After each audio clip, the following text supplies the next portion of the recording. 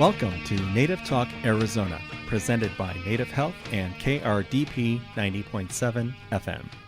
Later in the show, we'll chat with award-winning Two-Spirit storyteller Taté Walker. But right now, Susan Levy talks with Dr. Jennifer Veaco, family practice physician at Native Health. I'm Susan Levy, and with us today in the studio is Dr. Jennifer Veaco, and she is an awesome family practice physician here at Native Health. And today we're going to be talking about Pride Month, which is dedicated and a celebration for LGBTQ+. And we're super excited to hear what you have to say about some of the things that we're going to be doing in June, and also a little bit about the programs that Native Health has for the community. Welcome. Thanks for having me. So can you tell me a little bit about just Native Health's medical services overall? What do we do here? Well, we do primary care, and we also have dental care and behavioral health care. So we see all ages from newborns to elders. And specifically for Pride Month, we are focusing on working with the LGBTQ plus community, and we have a couple events focused on HIV testing. So in terms of medical services, you said primary care. What does that mean? Is that like birth to elders? Does it mean chronic care management? So if I have diabetes, or does it mean, what does primary care entail? Yeah, all of the above you listed. And so chronic care management related to medical conditions that require regular medications like diabetes, high blood pressure, but we also do preventative visits. We see children, we do vaccinations, and we just try to focus on the general health of the person. We do sick visits as well. So if someone is feeling ill, please come in and we will get you checked out. Okay. And I know you have integrated medical care, so I know we've got somebody on staff that can assist if there's any barriers to care. Yes. So, okay. All right.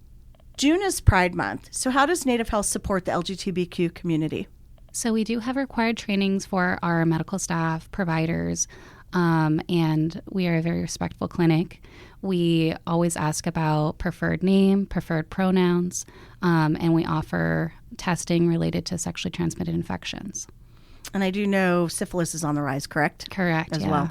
So I know since it's Pride Month, let's talk a little bit about HIV and AIDS. What is the difference? What does it stand for? And how is that transmitted, if that's the correct word? Yeah, so HIV is a virus that is transmitted through bodily fluids. Most commonly, it's transmitted sexually, but it can be transmitted with IV drug abuse, sharing needles. So first you would be exposed to bodily fluids or however, needles or whatever, and then you could get HIV, correct? Correct, yeah. So the HIV virus can essentially come into your body, and some individuals can clear it, especially if you're on PrEP medication. You can clear that infection.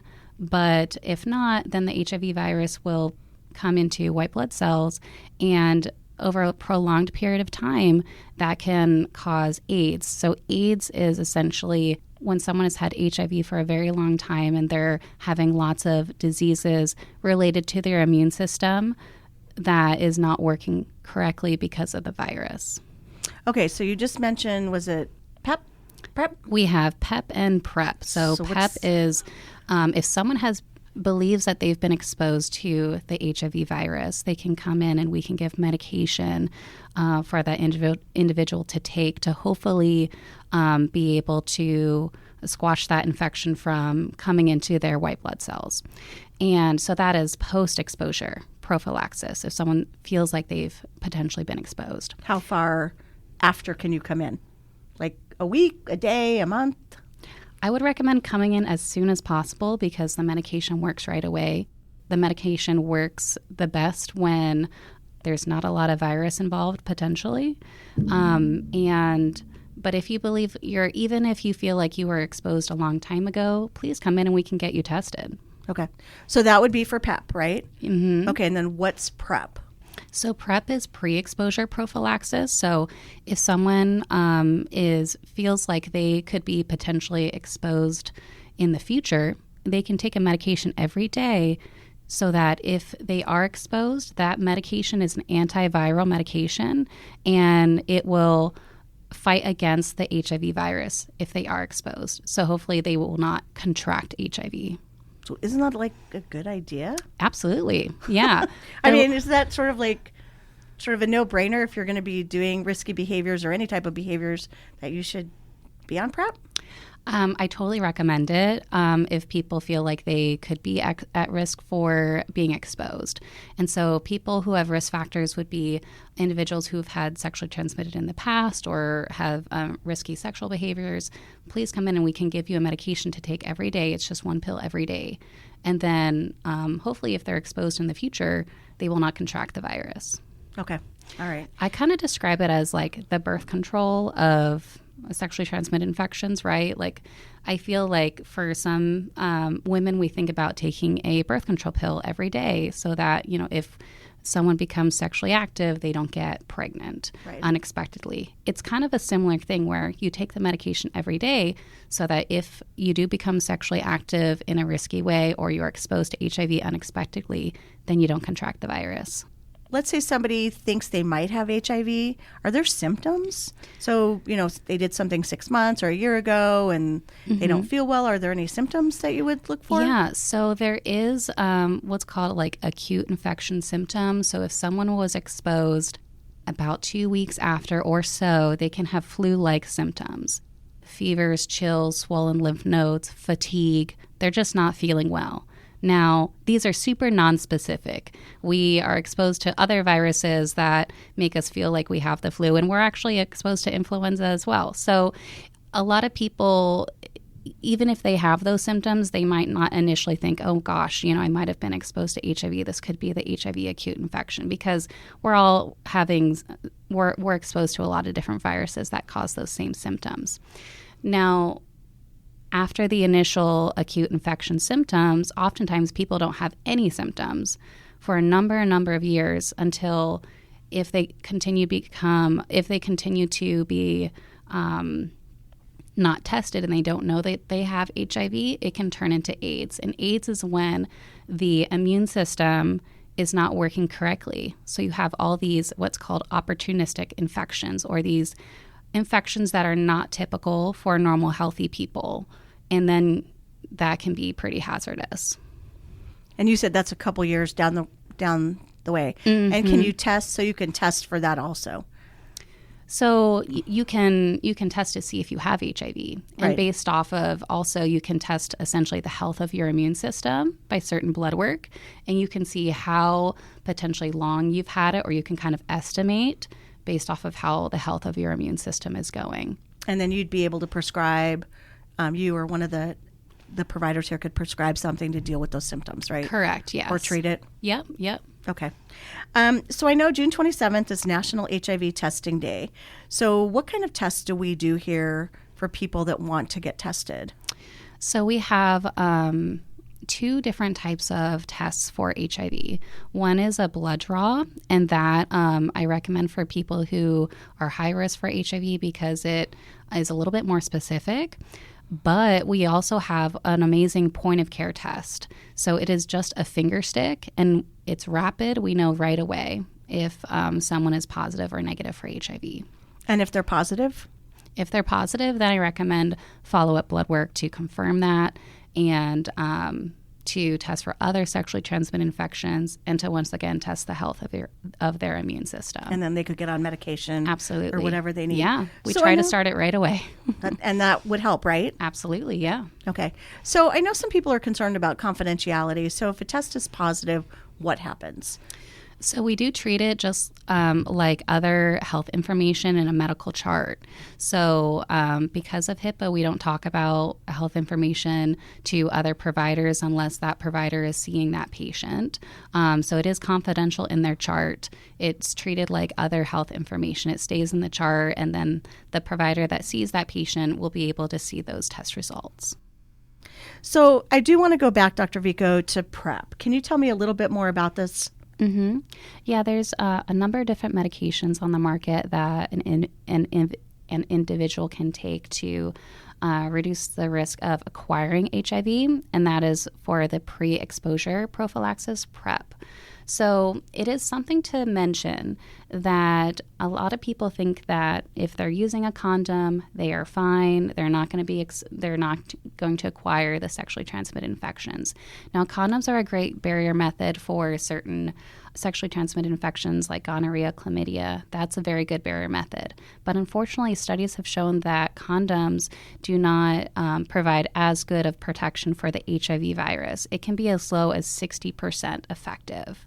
So if we want to be in the 90-something% effective of, hey, if you're exposed to HIV, you're not going to acquire the virus, I do recommend being on the PrEP medication.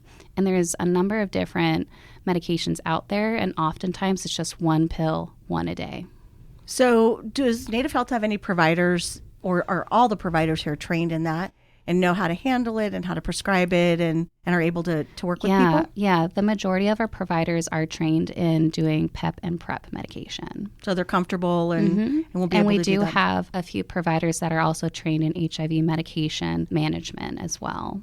Now, so is it important to get tested yearly if you're sexually active or use needles? Or could I just wait like once every 5 years?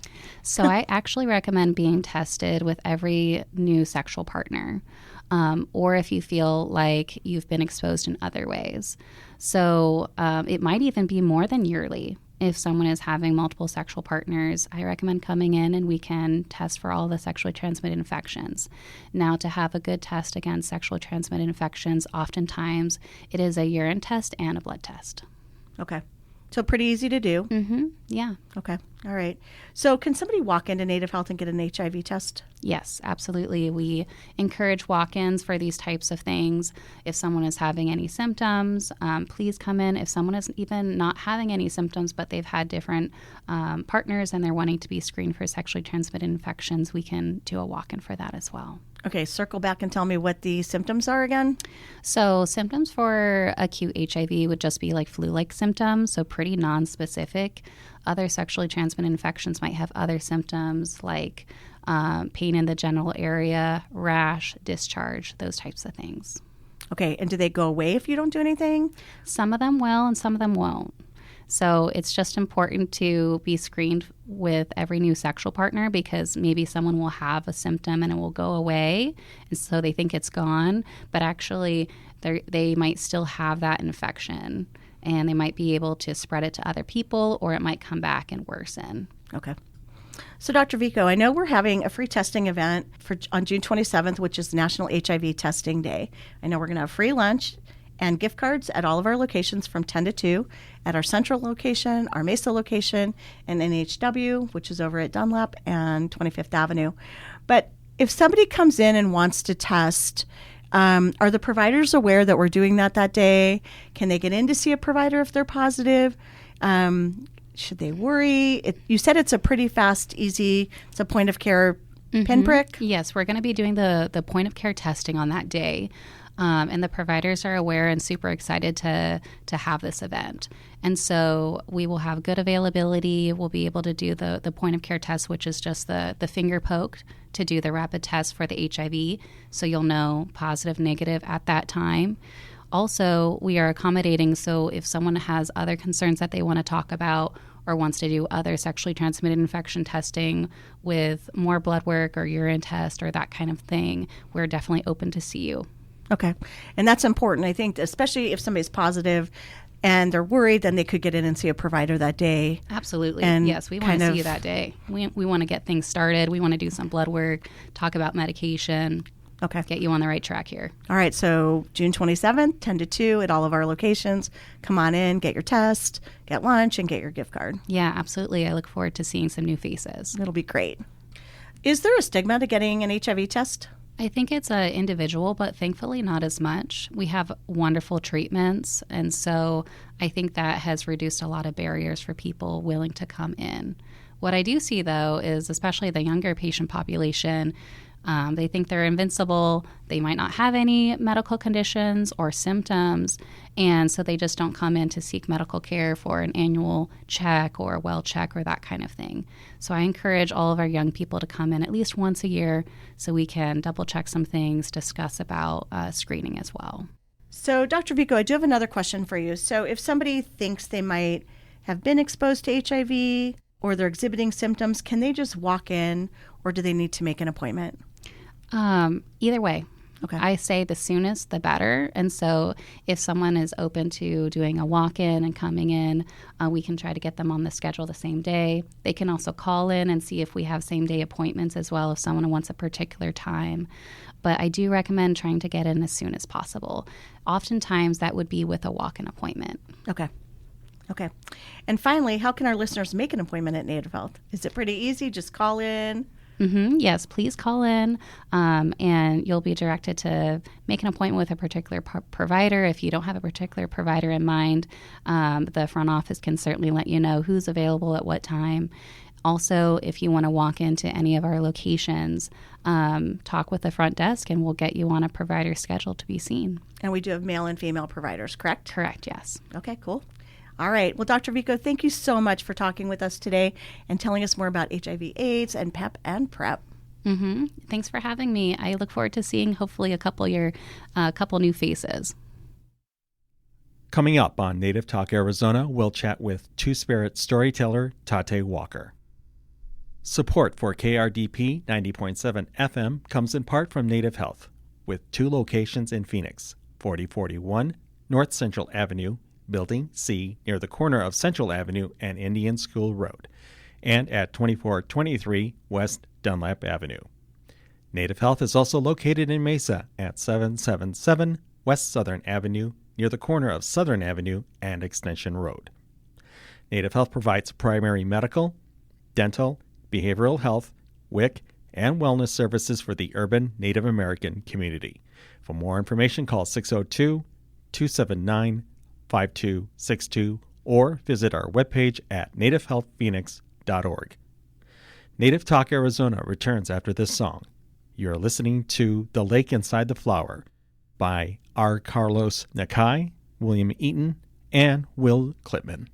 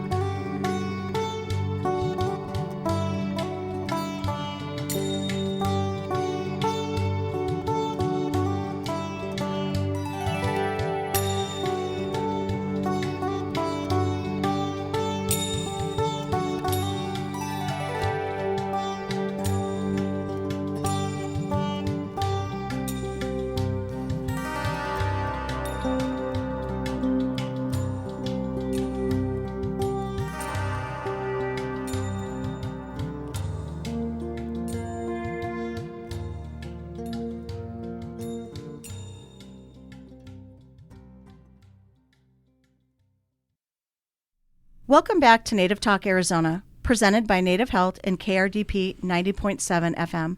I'm Susan Levy, and in the studio with us today is Taté Walker, an award-winning two-spirit storyteller for magazine outlets, news publications, and anthologies.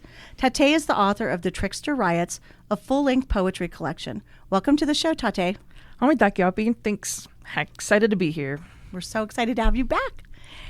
So tell us a little bit about yourself, your Indigenous background, and your journey, because I know it's pretty interesting. I have many stories. So we'll start with the basics. I am Mini Kanju Lakota. I'm a citizen of the Cheyenne River Sioux tribe up in South Dakota. I spent most of my time there, but I graduated high school from North Dakota. That's the one right above South Dakota. So a lot of folks are like, oh, where's that? In Canada? Might as well be. We've lived here in the Valley, my partner and our almost 16-year-old, for about a decade, and love it here. We never dream of going back, even when it's hot out.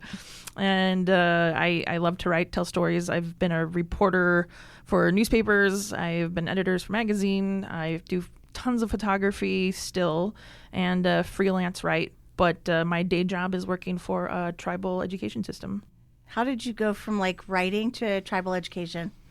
I know that's not one of the questions. I'm just curious. It's a natural jump, I think, for a lot of journalists is to hit sort of a PR mark in their lives when they get tired of the bureaucracy.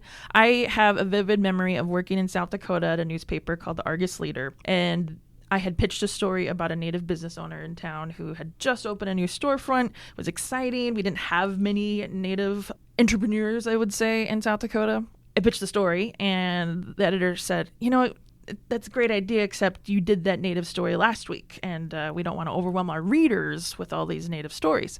And I was like, I'm not a mathematician, but by that accounting, we do a ton of white people stories. And that was the beginning of my end of a day job with journalism. And I love that First Amendment element of newspapers and magazines and storytelling. And so I've kept up as a freelancer for various outlets and publications. But that was a lot to deal with as a young working person who was excited about telling the stories of our people and being told no one wants to read those. So turns out they do. And I have a lot of examples of all the different ways people want to hear our stories. Good for you. Thanks. And good for you for moving down here. Oh, and doing all the things that you're going to tell us about. I love it. So I know we're here to talk a lot about Pride Month. Yes. June's Pride Month. So what is that? Pride Month is that one month of the year where capitalist storefronts have their rainbow gear out. I'm just kidding. I'm being bitter about that because we actually see a lot of stores with that sort of kind of faux allyship for 1 month where they sell things that say, yes, queer people rock. But then after that, there's zero commitment to any of the issues that we face, any of the legislation that comes out that's actively oppressing us. And so it's hit or miss, right? With any month, you think of Native American Heritage Month, where for one solid month we've got people who are really interested in Native issues, and then it feels like kind of falls by the wayside. But Pride Month is at least for LGBTQ folks, Two-Spirit folks, and allies to come together as community, celebrate victories, honor losses, and work towards a new year of fighting the good fight, really, ending oppression in all its elements. So you mentioned Two-Spirit. For those Yes. people that are not familiar with the term Two-Spirit, what does that mean? Yeah, and back up a little bit and talk about the alphabet soup that I also mentioned, that LGBTQ+++. That was going to be my next question. Yes. So I think it's good to start there because that's the acronyms changed a little bit, but the alphabet letters have been in existence for a while. So lesbian, gay, bisexual, trans, and we have asexual, and then we also do Q, which is queer. And for a lot of older generation, that can be kind of a taboo word, but I think my generation and beyond, so I'm in the 80s, we've wrapped ourselves around queer as a kind of a all-encompassing flag to fall under, especially when maybe one box or the other doesn't really qualify for us. But in the 1990s, and there's actually a gentleman here who has helped with Two-Spirit Powwow and the Rainbow Gathering that just happened.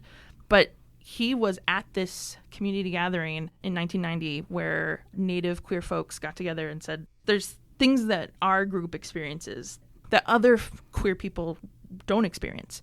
There are things in our histories that non-Native people who are queer don't have. And we feel like, there needs to be something for just our community so that we can come together, rally, and feel connected to that like ancestral piece of our queerness. And so Two-Spirit came about based on Anishinaabe word. And I apologize, I would destroy that word. They use so many vowels. I'm married to an Anishinaabe person, so I can say that. But no, so Two-Spirit came about. You said in the 90s. In 1990, actually. Okay. Yeah. So the English phrase Two-Spirit was coined at that time, and based on an Anishinaabe idea of queerness that has always existed, though. So Two-Spirit sort of enveloped this sense that queer natives have... And I don't want to get caught up in the number two. I actually have a poem where I say it's not two like the number two, but two as in TOO, as in more than the sum of any one expectation. And I came up with that, so I love it. But I like that because, we're stuck in binaries a lot anyway. Male, female, his and her, all those kinds of things where we don't have to be stuck. And our native, tribal, our ancestral understandings actively do away with those boxes and binaries. And we all know Native people aren't monolithic, right? So when I can't say like all Native tribes totally, embraced queer folks in their communities since time immemorial. I don't know that, obviously. But for Lakota people and for, like, say, Dene folks, even O'odham folks, a lot of times our words weren't gendered, or we have ceremonies or specific roles that queer folks played in our communities, and those roles were often honored as sacred, as leadership roles, as medicine roles, which I think is so beautiful because this land is queer, really, is what that comes down to, is our people have always, for the most part, embraced the magic, I guess, that is being Two-Spirit. So to go back to the original question of what is that, it's Native specific. So if you're not Native and you're queer, it's not a term for you. And I fight people on this. So, but that's important because, again, it goes to the experiences that Native people who are queer have experienced versus non-Native folks. It's like appropriation, right? If you were to be a non-Native saying I'm Two-Spirit, same as like a non-Native saying, oh, I think there's Cherokee Princess in my background, right? Like, we don't do that. And so you don't do that with Two-Spirit. As we learn more about like our tribal specific understandings of queerness, Two-Spirit is an umbrella term, and we are, and I'm not an elder at all, but as I say, older generation, 40s, right, person who has studied and researched quite a bit when it comes to queerness in Native communities, our tribal specific understandings, those are important in terms of the identity that we claim as queer folks. So in Lakota, the ceremony I went through, even before I was even coming to terms with, like, am I bisexual? Am I a lesbian? Like, what defines me, right? And the ceremony I did, the medicine person with me gave me the name Weaco, which is crazy woman. I don't want to get too into that story because that's really cool too, but crazy not as in like insane, but crazy as in seeing beyond, right? Or disrupting status quo, if you will. And the story that the medicine person gave me was essentially your queerness is your medicine, and with that medicine is your storytelling. And you have a role to play in our community. You have a responsibility to our younger generations to share that knowledge and share that medicine. And that was in college. And I tell you what, if you talk about how having that piece of myself found, right, finding that piece and or being led to that, right, because it wasn't necessarily something I had been looking for, and I had never heard of Two-Spirit before. And it was after this naming ceremony and doing research that Two-Spirit, I came to that, and I was like, oh, that's what this elder was telling me. That's what this medicine person was saying Weaco was.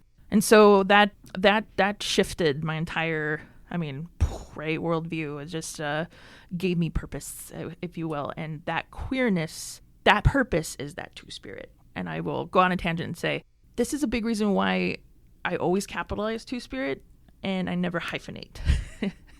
there's a lot of, and this is me as a grammar nerd saying that, because we hyphenate, nouns that describe an adjective, right? Two of them in front of two adjectives, that describe a noun. That's hyphenating something like and you don't do that with titles. And two-spirit capitalized is a title.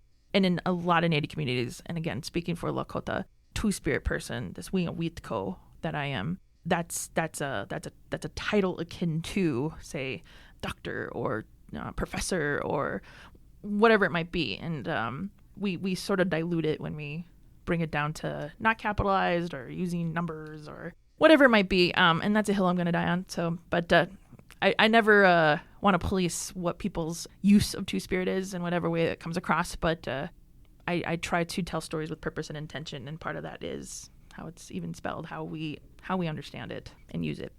Good explanation. I could keep going. I'm so sorry. No, I learned a lot. I learned a lot. Okay, so what's the difference between sexual orientation and gender identity? Great question. So this goes back to behavior versus identity. Identity doesn't equal behavior, and behavior doesn't equal identity. What that means is, when we talk about sexual orientation, we're talking about behavior. That's who you're attracted to, who you want to have romantic interludes with, right? And your gender identity is internal. It's how you see yourself and view yourself. So that would be that identity piece. What that comes down to is you could be cross-dressing drag person, right? That's behavior, and be happily married in a cisgender relationship, and that's identity.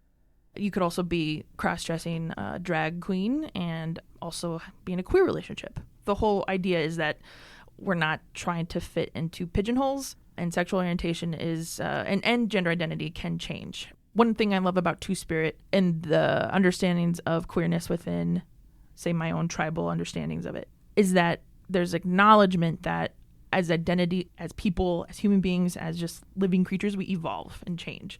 That's just life, right? Everything changes, and that includes our identities. In Lakota, as a for instance, we gave names throughout people's lives, depending on what they were doing at a specific time, what role they were playing in the community, if they've earned something different. So it begs to reason that we also understood that people, weren't the same as they were as a kid or as a teenager. And I'm sure everyone has experienced that at some point where, I'm not the same person I was as a teen. I've changed, I've evolved, right?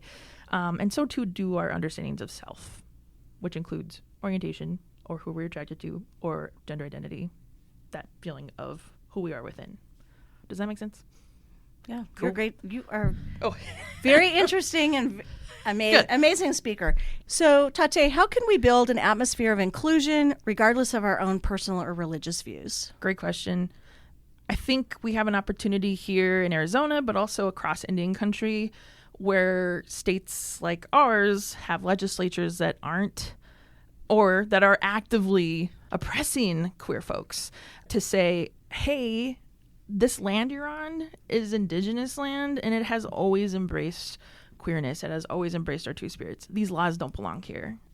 I would love to see tribal communities, use that as sort of a launch point of, it's embedded within Land Back, for instance. It's embedded within a lot of our movements that are happening in general for, say, lands, waters, missing and murdered indigenous people. Queerness is intersected in all of that, especially when you talk about, say, for my people, Lakota, and having medicine to share within storytelling, other two spirits medicine, and with actual healthcare elements in there. That's important. We have to have those people, and we've always existed, and our people have always embraced us, and we can have that back. And I'd love to see that. So how can we create that inclusivity? Go back to your roots, learn the stories. I'm still talking with elders about how we use certain words. Like a lot of folks in Lakota will say winkte as like sort of a umbrella term for gay.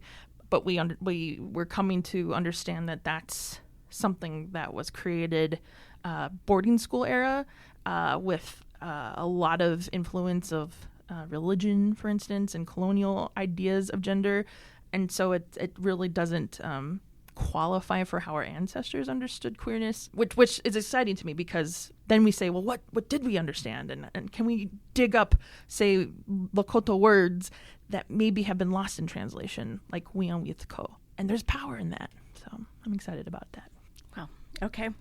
So what do you think are the most current LGBTQ plus issues that are most pressing in our society today? I know you've just mentioned a couple things. Yeah. But what else do you think there is? We're always on the precipice of, the socioeconomic health disparities, right? Whether it's mental health, houselessness, income, even educational attainment. Here in Arizona, for instance, you have schools that ban books that would embrace queerness within youth.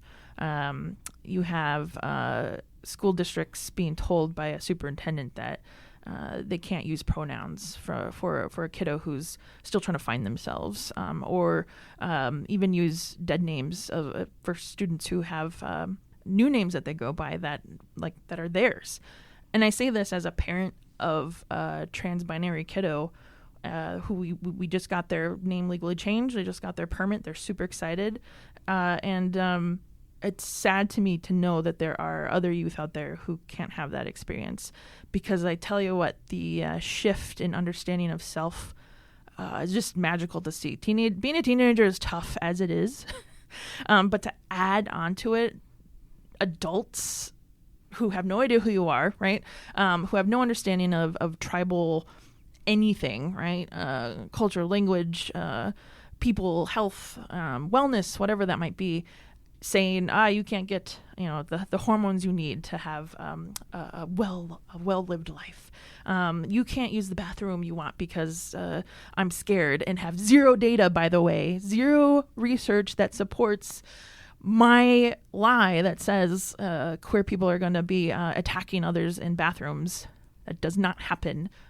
Please, if you're a journalist out there, ask for research if anyone ever tells you that, especially a lawmaker. And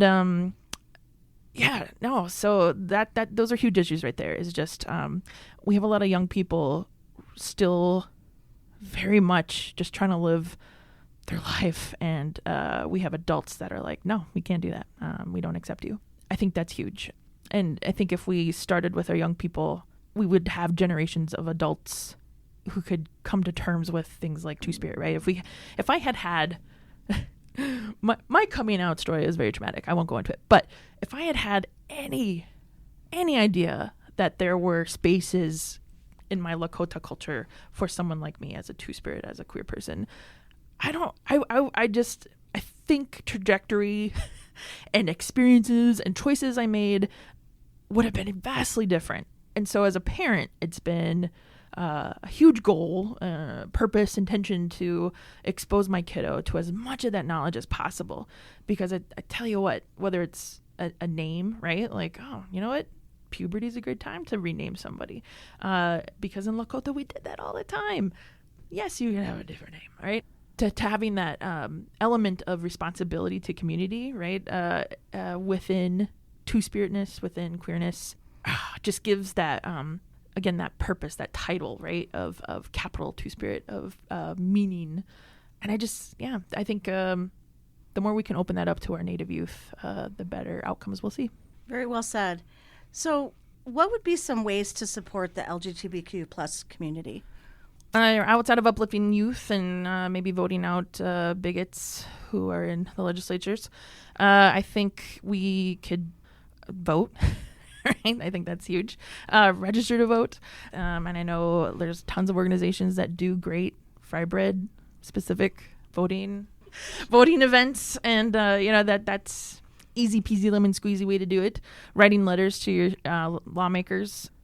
I have an email that generates and goes out to, dozens for various stuff, whether it's GUSA or land back pipelines, whatever it might be. And it's an automatic email that goes out every day. I can also make an automatic phone call to folks. But locally, there's so many great spaces that are queer owned. I'm thinking of like Brick Road Coffee in Tempe. They do some fantastic outreach. It's queer owned coffee shop. They just had a trans story hour, phenomenal. And sadly, they get beat down by trolls online, right? The folks that'll never show up in person, but show up in droves to make really hateful and hurtful comments online. They need our support. It's not just about buying a shirt that's got a rainbow on it. It's not just about flying a flag. It really takes action. And whether that's, again, a vote or actively testifying in favor of something, going to your school board and demanding that they have, your children have access to knowledge, right? That can help them through tough and difficult times. The power of literature and stories just it can't be beat. So yeah, no, I have follow me for more tips. We have a group, the Phoenix Two-Spirit community, that helps plan the annual Two-Spirit powwow, and that's usually held in the spring or late winter.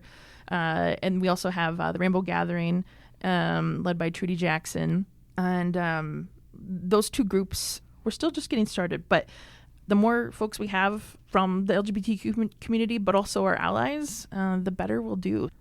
So how can people find those two groups? Great question. You can look for us online. We're at phoenix2spirits.org, and that's PHX, the number 2, and then spirits.org. And that has our upcoming meetings on there and upcoming events and just general, like, the questions you've asked me, right? What is Two-Spirit? Has answers to common questions like that. So anybody's welcome. Everybody's welcome. Youth and adults, doesn't matter. Right. Okay. In fact, the more family, the better. And that's what we are, is a big family. Cool. Yeah. Okay. I did not know that existed. All right. So I want to circle back to your journalism part. You're incredibly fascinating, and I love everything you're saying. But I do want to know, tell me about the Trickster riots. Like, how long did it take you to write that, or did you just sit down and do that in an afternoon, which I'm sure you didn't? Totally. It was just quick. No. So that's outside of my journalism. So the Trickster Riots is a poetry collection that where my first love is journalism. You can only be so creative, right? Because you're trying to have that element of very truth, right? And get to the story, get to the point clearly. Poetry allows so much more emotion, and it allows so much more contextualizing that there wouldn't necessarily be room or time for in a news piece. So the Trickster Riots was published in 2022. It is illustrated by my kiddo, who I've been chatting about, Ohia Walker. They were 12 around the time we started writing this, and that was like full-on pandemic. And yeah, like mid, yeah. Yeah. And so the publisher is Amber McCrary, who is local here, Abalone Mountain Press. Yep. We were their first book, and so super jazzed about that. And I love seeing where it goes. The Trickster Riots looks at, how do we build community? How do we build our families, especially with an eye to not just the future, but also like our histories, because that influences and informs how we move forward.